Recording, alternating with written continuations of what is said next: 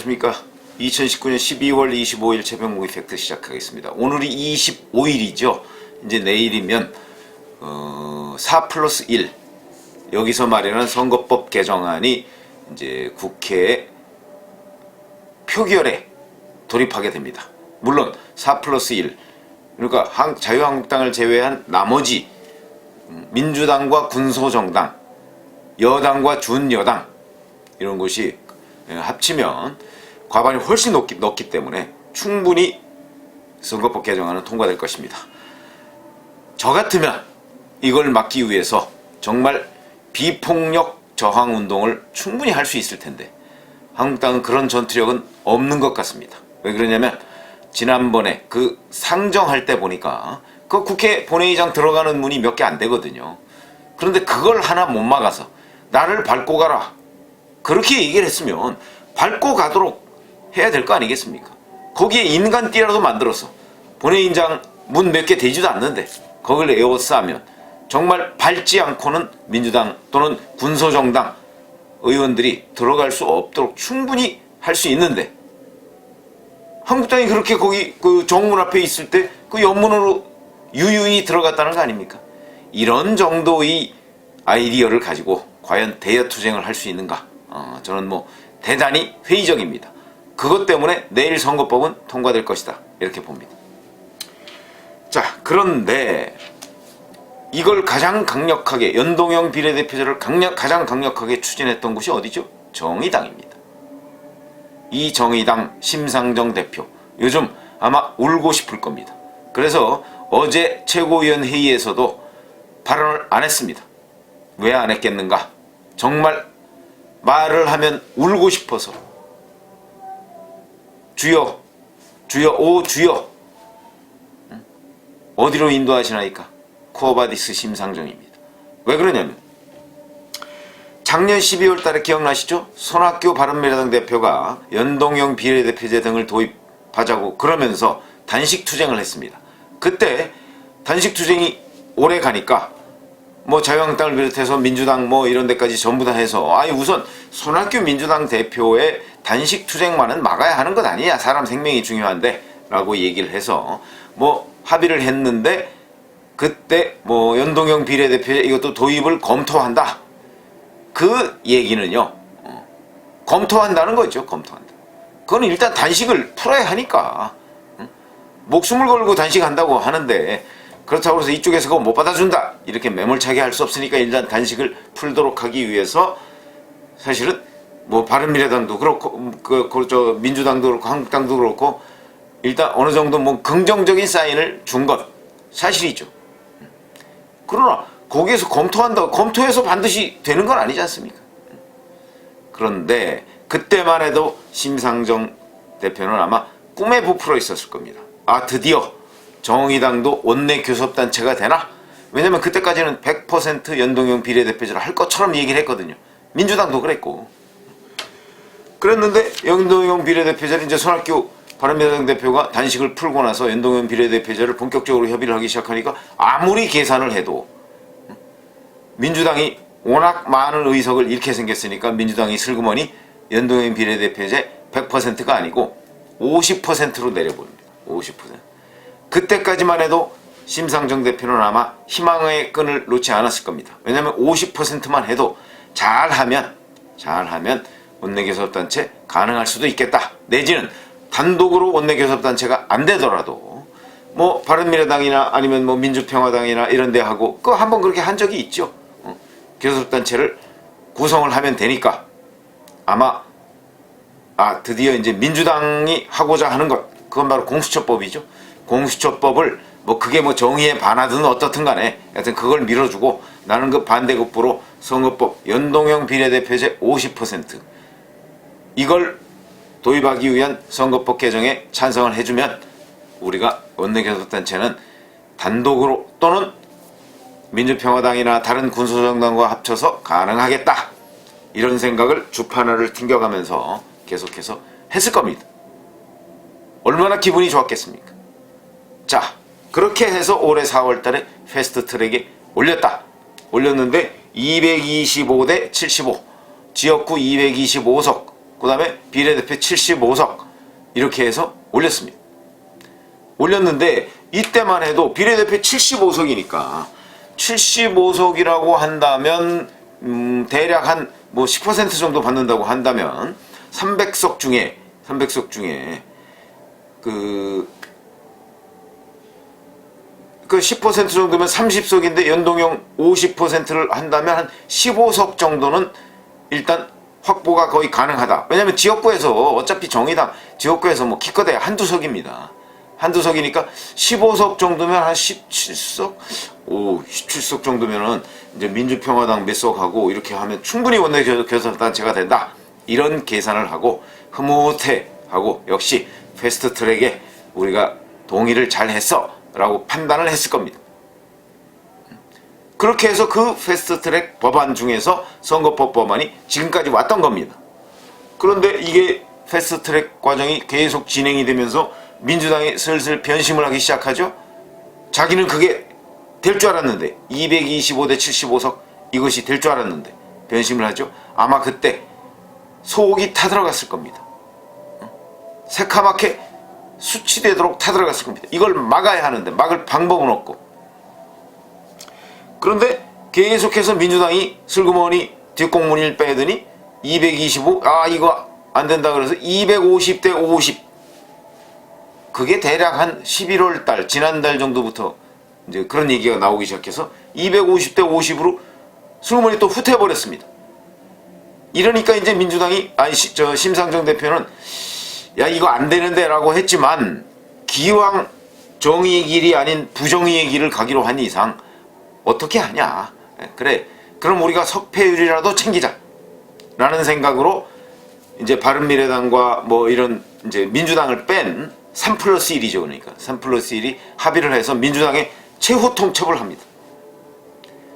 석패율제 250대 50은 받아들이겠다.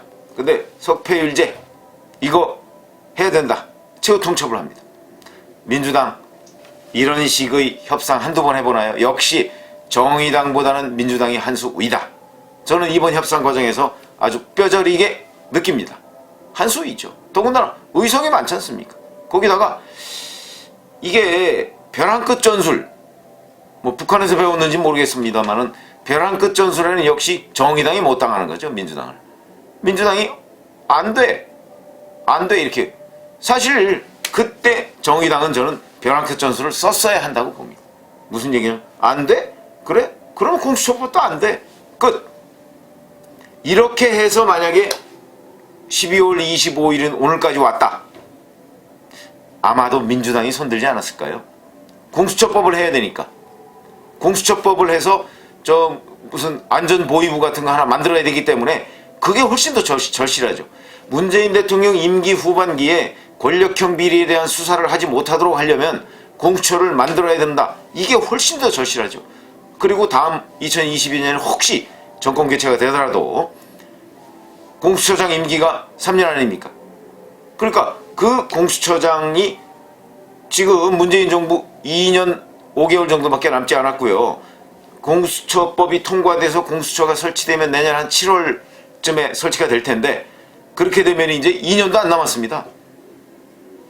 그러면 그 공수처를 만들어서 만약에 정권이 2022년에 바뀐다 할지라도 그 공수처장이 1년 이상을 공수처장으로 더 해야 됩니다. 집권 초 1년이 그냥 지나가 보세요. 전 정권의 적폐들 그 청산하기 쉽지 않습니다. 1년 정도가 지나면. 그러니까 집권 초 1년지. 이 서슬퍼럴 때 사정 작업을 하는 것이다. 그런 관점에서 본다면 문재인 정부로서는 공수처법을 어떻게든 통과시켜서 공수처를 만들어야 하기 때문에 만약에 심상정 대표를 비롯한 바른미래당이나 이런 곳에서 최후 통첩을 해서 우리가 얘기하는 석패율제 이거 안 받으면 우리 안 해.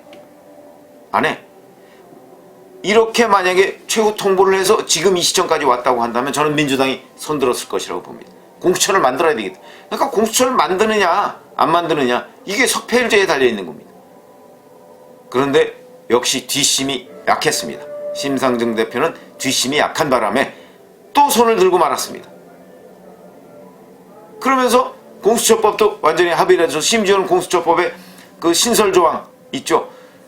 검찰이나 경찰이 수사를 하는 과정에서 만약에 고위공직자가 연루되어 있다는 것이 인지가 되면 무조건 공수처에 보고를 해야 됩니다. 그럼 공수처에서 어떻게 하겠습니까? 그거 가져와. 그래서 공수처에 가서 다루게 됩니다. 그러면 문재인 대통령이 사실상 임명한 공수처장은 이 부분을 그냥 흐지부지 없던 일로 할 것이다. 바로 그걸 노리고 지금 공수처를 만들겠다는 것인데, 심상정 대표는 이 석패율제마저 양보를 합니다. 저는 심상정 대표가 왜 그렇게 석패율이라는 것에 집착을 했을까? 굉장히 중요하죠. 우선 본인 문제가 걸려 있습니다. 무슨 얘기냐면 본인이 안타깝게 2등을 할 가능성 굉장히 높죠. 굉장히 높습니다. 근데 설령 본인이 아니다 할지라도 누군가한테, 과거에 노회찬 전 원내대표처럼 누군가를 영입을 해서 야, 우리가 석패율로도 충분히 가능해. 내지는 이중등록제라는 건요, 지역구에 출마하고 또 비례대표로도 출마할 수 있는 걸 얘기합니다. 이중등록제 해줄게. 그러니까 이 명사를 영입하기가 쉬워집니다. 정의당은 지금 뭐 명사라고 해봤자 기껏해야 뭐 심상정 정도 있는 거 아니겠습니까? 노회찬 전 대표가 극단적인 선택을 함으로써. 그런데 만약에 거기에 투톱 시스템으로 가져갈 만한 명사를 한 명 더 영입을 한다면, 이 사람은 이중등록을 한다고 한다면 뭐 배지 달 확률이 아주 높아지는 거 아니겠습니까? 그렇게 하면 충분히 명사 영입이 가능할 수도 있죠. 그런 걸 노리고 석패율제와 이중등록제 뭐 이런 것들에 집착을 했는데, 그 집착이 만약 본인이 정말 강했다면 벼랑 끝 전술로 해서 민주당과 협상을 했으면 저는 충분히 가능했다. 그런데 뒷심이 약하다. 그래서 역시 또 손들고 말았습니다. 그러니까 민주당이 뒷심이 강한 거죠. 그런 점에서. 그러니까 역시 정의당은 민주당의 상대는 아니었다 하는 게 입증이 된 것이고, 그럼 자, 이 순간에 와서 그 50석 연동형 이것도 못 지킵니다. 또 갑자기 무슨 캡, 모자 뭐 이런 얘기를 하더니 거기서 또 캡은 뭡니까? 비례대표 47석 그렇게 하기로 했으면 해야 되는데, 그 중에서도 또 연동형 캡 소리를 해가면서 비례대표는, 연동형 적용을 받는 비례대표는 30석만 하자, 또 이렇게 줄어듭니다.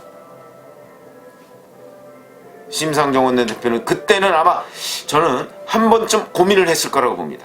정말 이걸 우리가 가져가야 돼 말아야 돼, 4+1 체제를 깨 말아, 이런 고민을 했을 겁니다. 이때 저는 심상정 대표가 또다시 결단을 했어야 한다고 봅니다. 그러면 민주당이 저렇게 못하죠. 근데 여기서 또 무너지고 맙니다. 그래서 이제는 253석의 지역구 하나도 줄이지 않고, 그 다음에 47석의 비례대표 이걸 연동형으로 하는 것도 아니고 그 중에 30석만 연동형으로 한다. 그러면 실질적으로 연동형으로 하는, 연동형 비례대표제를 뭐 50%를 30%를 한다고 하지만 실질적으로는요 한 20% 정도밖에 안 되는 겁니다. 의미가 별로 없어진다. 그런데 한 번 더 뒤통수를 맞죠?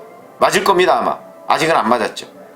오늘 박지원 민주당 의원이 얘기한 것을 보면 우려가 현실로 나타났다, 이렇게 방송에 나와서 얘기를 했습니다. 무슨 말씀이냐면 비례민주당 얘기입니다. 한국당은 비례한국당 창당하겠다고 어저께 얘기를 했습니다.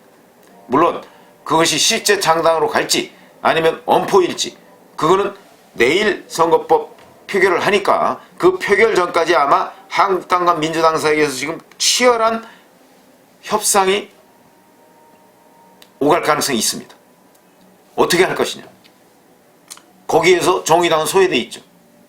오갈 텐데 거기서 만약에 협상이 이루어지지 않는다면 이제 그대로 표결을 하는 것이죠. 자, 그렇게 되면 한국당은 비례한국당을 반드시 창당하죠. 왜 그러냐면 의석 거의 8, 9석 정도가 왔다 갔다 하는 문제입니다. 어제 민주당의 그 원내수석 부대표, 그 사람 문자에 보면 누군가가 어느 박사님이라고 하는 분이 보내준 모양인데 15석, 15석 캡을 씌워도 한국당이 절반을 쓸어간다, 비례대표를. 비례한국당을 만들면 그런 문자가 확인되지 않았습니까? 만약에 30석이라고 한다면 아마 15석 이상을 한국당이 가져갈 겁니다. 그걸 민주당이 그냥 보고 있겠습니까? 보고 있지 않죠. 민주당도 비례민주당을 창당할 것이다.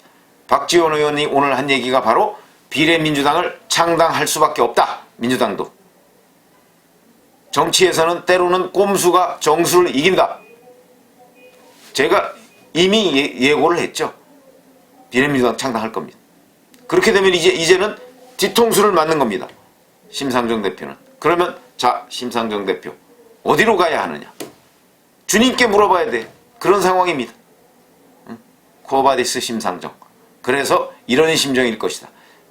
그래서 제가 보기엔 심상정 대표는 지금이라도 정의의 길로 나서라.